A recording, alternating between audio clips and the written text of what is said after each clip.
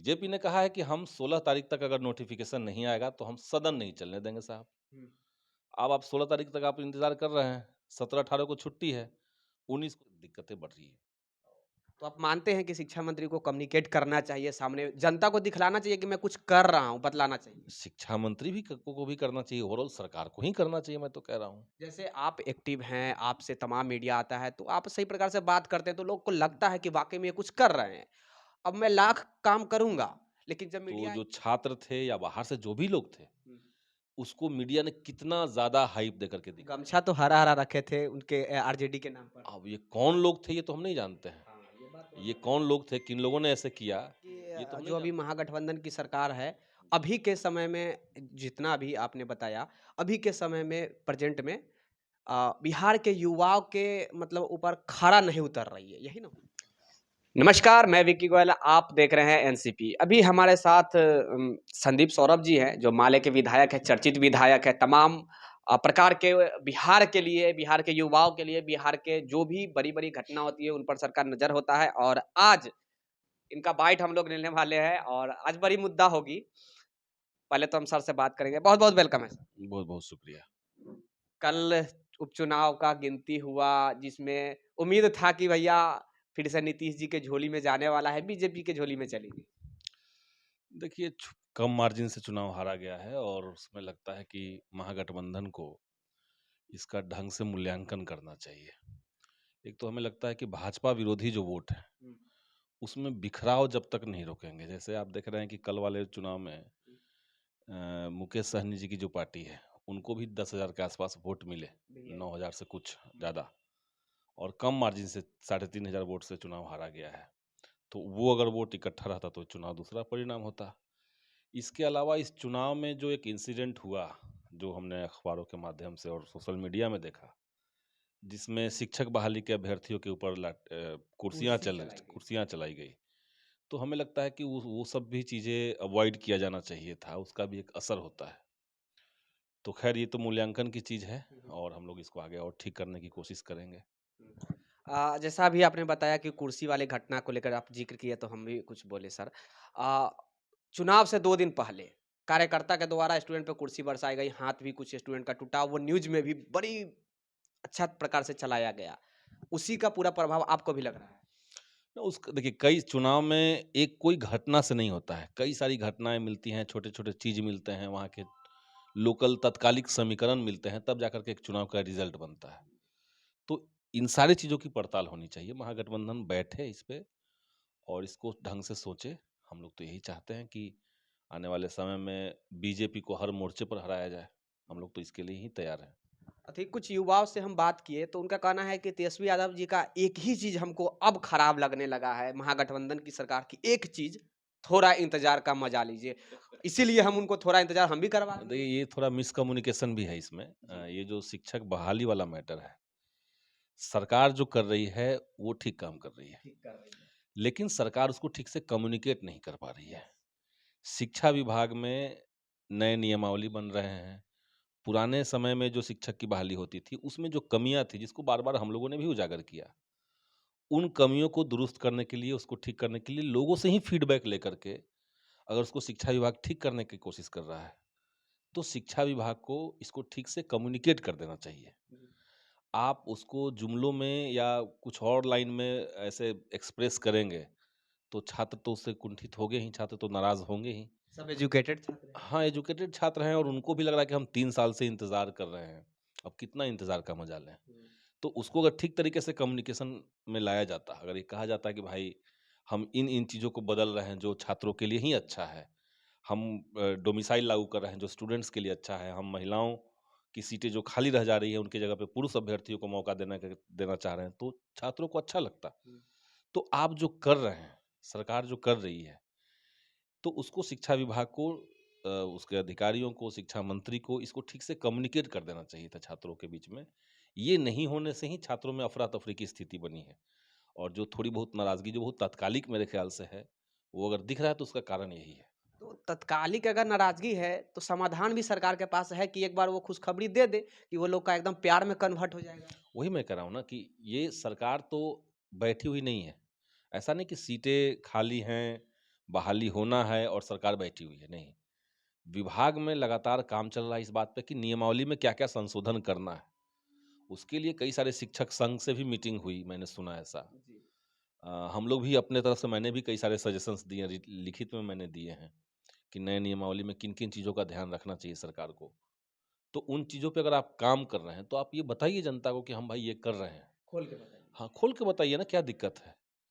अगर आप कहें कि नहीं और इंतज़ार कीजिए, थोड़ा और सब्र कीजिए, तो वो सब्र नहीं होता है ऐसे। वही वही निगेटिव वो करते नेगेटिव जाता है। जाता ही है। और देखिए ये सरकार जो आई है, ये युवाओं के एक ज़बरदस्त आकांक्षा के ऊपर सरकार आई है।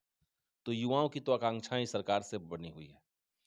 और सिर्फ़ शिक्षक बहाली क्यों, कई सारी बहालियाँ इस तरह की है जहाँ पे सरकार अगर चाहे तो बहुत छोटे प्रयास से वो बहाली सक्सेस कर सकता है, जो आधे में पेंडिंग पड़ा हुआ है। जैसे एग्ज़ाम्पल आपको दे रहे हैं, अनियोजित कार्यपालक सहायक की बहाली। जी। अब अनियोजित कार्यपालक सहायक की बहाली राष्ट्रीय जनता दल के भी मांग पत्र में था, हमारे पार्टी का भी मांग पत्र में था। हम लोगों ने कहा है कि ये कॉमन अंडरस्टैंडिंग जिस पॉइंट पे है उसको लेके काम किया जाए। हुँ। अब ये सब हो जाने के बावजूद अगर सरकार ये निर्णय ले रही है या सामान्य प्रशासन विभाग की तरफ से ये निर्णय लिया गया कि भाई बेल्ट्रॉन के माध्यम से ही हम बहालियों को करवाएँगे। तो बेल्ट्रॉन एक प्राइवेट कंपनी है, आपके पास पहले से ही एक पूरा पैनल जिला स्तर पे बना हुआ है। आप उनको बहाली पहले करवाइए, बाद में आप बेल्ट्रॉन से जो करना है वो कीजिएगा। हुँ। ऐसी कई बहालियाँ हैं, सांख्यिकी स्वयंसेवक संघ जो ब है। बहुतों बहाली है। तो सांख्यिकी वाले जो बच्चे हैं उनका तो सीधा तर्क है भाई कि हाई कोर्ट ने कह दिया है कि आप इनका जो काम है, सांख्यिकी स्वयंसेवकों का जो काम है, उनको आप वो मान्यता प्राप्त है, उनका भी पैनल बना हुआ है। आप इनका काम सिर्फ़ इन्हीं से करवाइए। अब देखिए कि सरकार के इतने अथक प्रयास के बाद बिहार में जातीय जनगणना शुरू हो रही है। हुँ, हुँ। तो ये तो काम सांख्यिकी स्वयंसेवकों का था। अब इनसे काम ना लेकर के आप दोबारा से टीचर से काम ले रहे हैं, जबकि हाई कोर्ट ने कहा है कि टीचर से सिर्फ़ पढ़ाने का काम लीजिए। जी। तो ये जो छोटी-छोटी चीज़ें हैं, अगर इसको सरकार दुरुस्त करती है, तो युवाओं का कॉन्फिडेंस बढ़ेगा सरकार के प्रति। तो हम लोग तो चाह ही रहे हैं कि सरकार के पास इन सारी बातों को ठीक तरीके से पहुँचाया जाए। सरकारों के ऊपर एक दबाव भी रहे। ऐसी-ऐसी कई बहालियाँ हैं। अच्छा, आपको लगता है सर कि जो अभी महागठबंधन की सरकार है, अभी के समय में जितना भी आपने बताया, अभी के समय में प्रेज़ेंट में बिहार के युवाओं के मतलब ऊपर खरा नहीं उतर रही है, यही ना? खड़ा नहीं उतर रही है नींव के ऐसा ऊपर। नहीं हम कहेंगे। युवाओं की जो उम्मीद थी, एक तो भाजपा से मुक्ति भी युवा चाहते थे। एक वैसी सरकार जिसने तमाम सरकारी संस्थानों को प्राइवेटाइज़ कर दिया, प्राइवेटाइज़ करने की तरफ बढ़ रही है, जो हर तरह की नौकरी में सामाजिक सुरक्षा के पूरे आयाम को ख़त्म करना चाहती है और अग्निपथ स्कीम उन्हीं का लाया हुआ था। तो एक जो बड़ा आक्रोश युवाओं का था, तो उनके आकांक्षा तो उनकी यही थी कि ऐसी सरकार को विदाई देना है बिहार से, वो हमने दे दिया है। इसके बाद युवाओं का था कि अब आप क्या कर रहे हैं? यस। तो हम जो कर रहे हैं उसको ठीक तरीके से कम्युनिकेट करना और इस पे स्पेशल फ़ोकस देना सरकार को चाहिए क्योंकि देखिए ये सरकार जो है पहले नेता प्रतिपक्ष थे, अभी उप मुख्यमंत्री हैं तेजस्वी जी, तो उनसे युवाओं का एक डायरेक्ट कनेक्शन बना हुआ है। तो इसलिए युवा जो हैं वो ज़्यादा उम्मीद रखे हुए हैं इस सरकार से। पहले इतनी सरकार से उम्मीदें नहीं थी लोगों की। नहीं थी सर। लोग जानते थे कि ये नौकरी नहीं देने वाली सरकार है, मानते भी नहीं थे इसीलिए। ये बेरोज़गारी बढ़ाने वाली सरकार है, ये प्राइवेटाइज़ करने वाली सरकार है। लेकिन अभी की जो सरकार है, उससे तो युवाओं को उम्मीद है, तो उस दिशा में और ज़्यादा मेहनत करने की ज़रूरत निश्चित तौर से है। तो ऐसा कहने का मतलब यही हुआ कि बीजेपी जो कुढ़नी वाले जो चुनाव जीती है, ये लोग जो युवा है मजबूरी में उसको जिताई है, ऐसे बीजेपी। नहीं कह सकते कि युवाओं ने उधर वोट किया है, युवा उनके पक्ष में थे। चुनाव में कई सारे समीकरण एक साथ काम करते हैं। चुनाव आयोग की भी इसमें भूमिका होती है और चुनाव आयोग का क्या रोल रहा है इस देश के अंदर, ख़ास करके इस मोदी रिजिम में, ये तो हम लोग जानते ही हैं। मीडिया का भी अपना महत्व है, मीडिया का भी ख़ास तरीके से मीडिया के ऊपर शिकंजा चल रहा है। मेन स्ट्रीम मीडिया जो है, उनकी मैं बात कर रहा हूँ। और वही घटना देखिए जो कुर्सियाँ जिसमें चली, हुँ, तो जो छात्र थे या बाहर से जो भी लोग थे, हुँ। उसको मीडिया ने कितना ज़्यादा हाइप देकर के दिखाया। गमछा तो हरा-हरा रखे थे उनके आरजेडी के नाम पर। अब ये कौन लोग थे ये तो हम नहीं जानते हैं। हाँ, ये बात तो ये अलग है। कौन लोग थे, किन लोगों ने ऐसे किया, जी। ये तो हम नहीं जान रहे हैं। लेकिन अल्टीमेटली ये हुआ। तो इसलिए हमें लगता है कि इन सब बातों का भी महत्व है। इनको भी देखना महत्व है। शिक्षा मंत्री की अगर मैं बात करूँ, तो शिक्षा मंत्री से जब कोई भी प्रेस वाले, कोई भी न्यूज़ चैनल वाले जब बात करने जाते हैं, तो वो बात करने से डरते हैं, हाथ जोड़कर निकल जाते हैं। तो इससे भी कुछ इफ़ेक्ट पड़ सकता है ना? नहीं, उनको तो बात करना चाहिए, वो तो बात खुद ही करना चाहिए। पढ़े-लिखे हैं और इन चीज़ों को प्रोफ़ेसर समझते रह हैं, चुके हैं। प्रोफ़ेसर रह चुके हैं। तो उनको तो बात करना चाहिए, करते भी हैं, मैं तो देखा उनका कई सारे मीडिया से मैंने देखा कि उनसे बात करते हुए। वही मैं कह रहा हूँ कि जो चीज़ें चल रही हैं, उसको बस आप ठीक तरीके से कम्युनिकेट कर दें कि हम बैठे हुए नहीं हैं, हम बस कर रहे हैं काम। बस यही बात ये है। कम्युनिकेशन अगर कम हो रहा है, तो इसके चलते दिक्कतें बढ़ रही हैं। तो आप मानते हैं कि शिक्षा मंत्री को कम्युनिकेट करना चाहिए सामने जनता को दिखलाना चाहिए कि मैं कुछ कर रहा हूँ, बतलाना चाहिए? शिक्षा मंत्री भी को भी करना चाहिए, ओवरऑल सरकार को ही करना चाहिए, मैं तो कह रहा हूँ। जैसे आप एक्टिव हैं, आपसे तमाम मीडिया आता है, तो आप सही प्रकार से बात करते हैं, तो लोग को लगता है कि वाक़ई में ये कुछ कर रहे हैं। अब मैं लाख काम करूँगा, लेकिन जब मीडिया आएगी तो वहाँ पे मैं हाथ जोड़ के निकल जाऊँगा। इसका मतलब है कि भैया हम कुछ कर ही नहीं रहे घर में बैठे हुए। ये इसका मतलब ऐसा नहीं है, मेरे ख़्याल से उनका मीडिया बाइट मैं लगातार तो देखता ही हूँ, अब आपके साथ उन्होंने कोई बाइट नहीं आपको दिया, तो वो अलग बात नहीं, है। नहीं सर, मैं तो बाइट खुद चलाया हूँ, लेकिन मेरे साथ नहीं, नॉर्मली मैं देखता हूँ कि जब उनसे बात करने का प्रयास किया जाता है किसी भी मीडिया के द्वारा, तो वो हाथ जोड़कर निकल जाते हैं। इसका मतलब है कि आप कोई वर्क कर नहीं रहे हैं और आगे भी कोई आपकी रणनीति नहीं है। जी, तो उन्हीं से पूछना पड़ेगा कि ऐसा क्यों किए हैं, अगर उन्होंने ऐसा आप तो किया है। सरकार की अंग हैं, नहीं, हम तो कह रहे हैं कि सरकार को इस पे खुल कर के बोलना ही चाहिए। बोलना चाहिए। हाँ, और हम तो शिक्षा विभाग में जाते हैं, आज खुद हम जाने वाले हैं आज फिर भी। और वहाँ पे शिक्षा मंत्री अगर मिलेंगे तो हम ये कम्युनिकेट करेंगे कि आप लोगों से बात करें। और ये भी बोल दीजिए सर कि तमाम युवा को थोड़ा इंतज़ार अब मत करवाइए, अब दे दिया जाए युवाओं को। देखिए, वो उसकी तैयारी चल रही है, उसमें अब युवाओं को अचानक से तो नोटिफ़िकेशन का सौगात तुरंत नहीं मिल जाएगा। जब तक ये नियमावली तैयार नहीं होगी, नियमावली तैयार होने के बाद इसको कैबिनेट में रखा जाएगा। संभव है कि आने वाला जो विधानसभा का सत्र है, उसमें उसको रखा जाए, 12 तारीख को क्योंकि विधानसभा। बड़े बदलाव की संभावना है इस बार। अच्छा, संभव है कि नियोजन इकाइयों को भंग किया जाए। अच्छा। हाँ, क्योंकि बहुत पुरानी माँग थी। बीपीएससी या बिहार एसएससी से होगी क्या? संभव है कि कहीं से हो, लेकिन नियोजन इकाइयाँ वो नहीं रहेगी। हुँ। मतलब जिसमें पंचायत स्तर पे मुखिया का, जिला परिषद का रोल था और उसमें एक पारदर्शिता की भी कमी थी।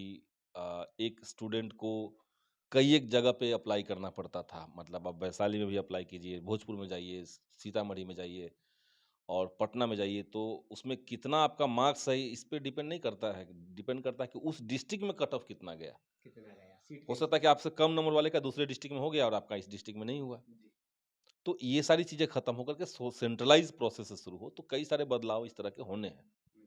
उम्मीद जताई जा रही है कि 22 में शायद आ जाएगी तो कुछ युवाओं के लिए अच्छा हो जाएगा। अभी भी उम्मीद किया जा सकता है? देखिए, मैं खुद ही चाहता हूँ, मैंने 22 में आ मैंने जाए। मैंने माँग भी सरकार से किया है कि आप तुरंत नियमावली को फाइनल कीजिए। अगर जो आपको बदलाव करने हैं, कितने देर का काम 22 ये से सब है? स्टार्ट कर दीजिए। 2 दिन का काम है बैठ कर के, अगर ढंग से किया जाए तो। ढंग से किया जाए तो। तो दु कुछ दिनों का काम है, आप ढंग से इसको कीजिए, कैबिनेट में आपको लाना है, जो तकनीकी चीज़ें हैं, कैबिनेट में लाना है उसको ले आइए, उसके बाद आपको अगर विधानसभा में लाना है तो लाइए। लेकिन उसके बाद आप बिना विलंब किए एक साथ, मैं यही मानता हूँ कि एक साथ आप सारी बहालियों को खोल दीजिए। खोल दीजिए। आप उच्चतर माध्यमिक को लीजिए, मध्य विद्यालय के लिए टीचर को लीजिए, प्राथमिक विद्यालय के शिक्षकों को लीजिए, कोई दिक्कत नहीं, सबका अलग-अलग एरिया ऑफ इंटरेस्ट है, सबके लिए अलग-अलग प्रक्रियाएँ होंगी। तो ऐसा तो नहीं हो कि एक ही टीचर तीनों जगह चला जाएगा, ऐसा तो नहीं हुँ, है। हुँ।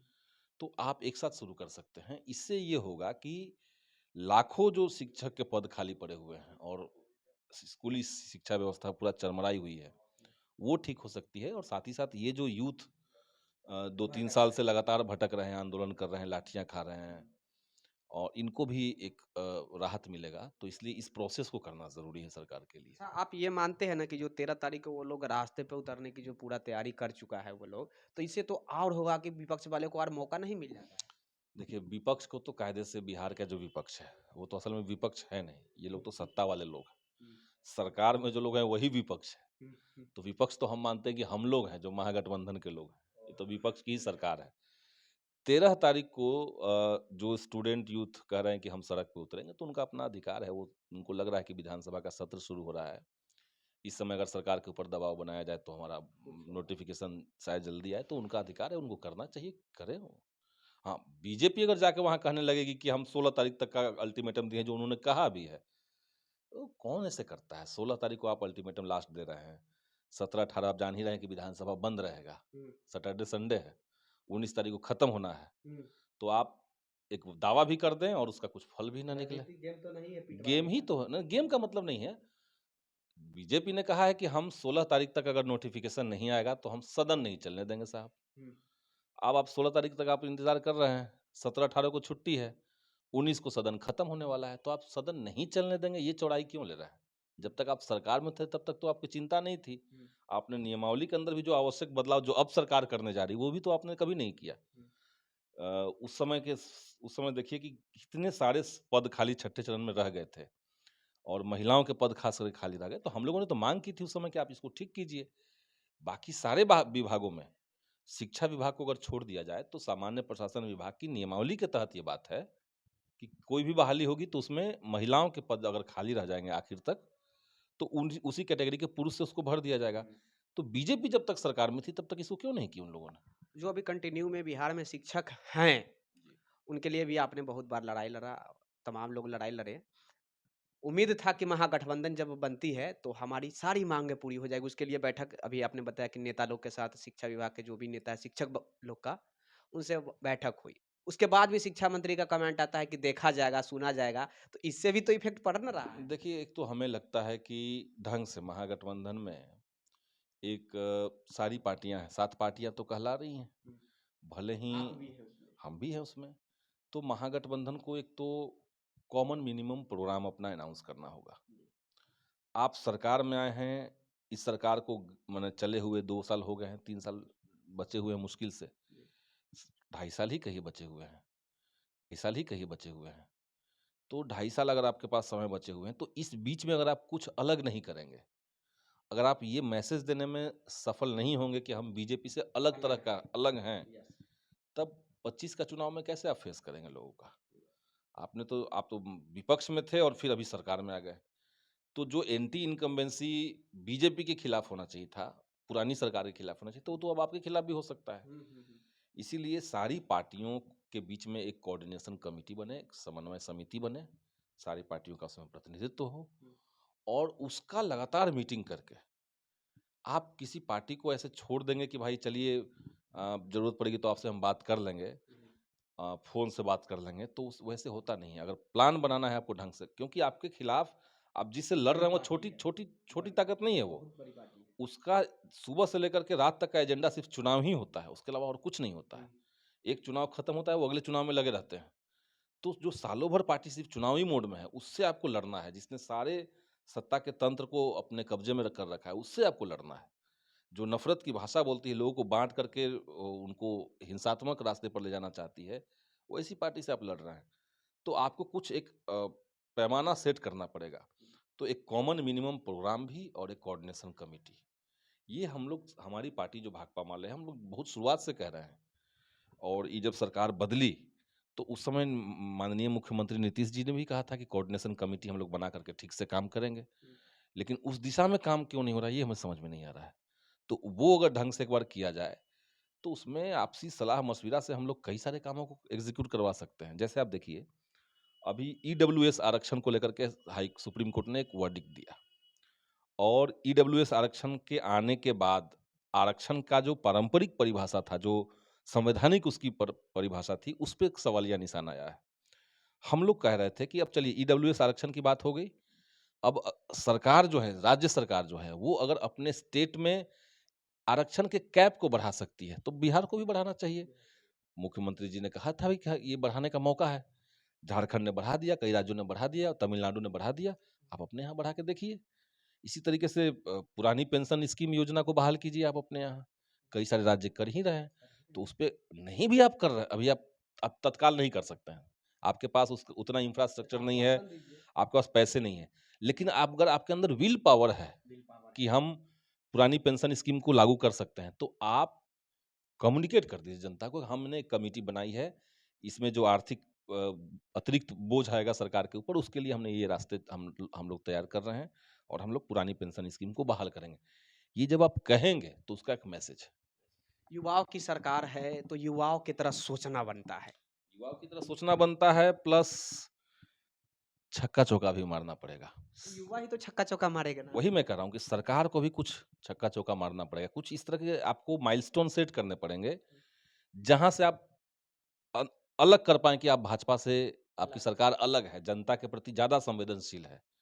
संविधान और जो गरीब पिछड़े लोग हैं, जो दलित समुदाय के लोग हैं, उनके प्रति हम ज़्यादा संवेदनशील हैं। जैसे अभी हमारी पार्टी का एक बहुत बड़ा आंदोलन सब जगह पे ही चल रहा है, जिसमें हम लोगों ने माँग की है कि सरकार किसी भी योजना के माध्यम से हुँ, गरीबों को उसके घर से उजाड़े नहीं, उनके उजाड़े। घरों को उजाड़े नहीं। जी, अभी जैसे हो रहा है जल जीवन हरियाली के नाम पे तो कभी किसी योजना के नाम पे जो लोग चाट के किनारे बसे हुए हैं, जो लोग सरकारी ज़मीन पे ब बसे हुए हैं, उनको आप उखाड़ दे रहे हैं, बुलडोज़र चला दे रहे हैं वहाँ पे। पहली सरकार में बहुत ज़्यादा हुई, लेकिन अभी भी अगर वो चलता रहेगा तो गरीबों का के अंदर इस सरकार के ऊपर कॉन्फिडेंस कैसे आएगा? इस मामले में अच्छी बात है कि जो भूमि सुधार मंत्री हैं, उन्होंने कहा है कि हम किसी भी गरीब को बगैर बसाए हम उजाड़ेंगे नहीं।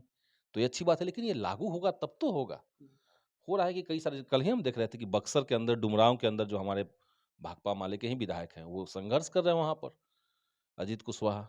उनको संघर्ष करना पड़ रहा है कि वहाँ पे सरकार का आदेश आ गया कि भाई इतने लोगों को घर उजाड़ दिया जाए, या कोर्ट का वर्डिक्ट आ गया कि इतने लोगों को उजाड़ दिया जाए। तो सरकार के प्रतिनिधि तो कोर्ट में बैठे हुए हैं। जी।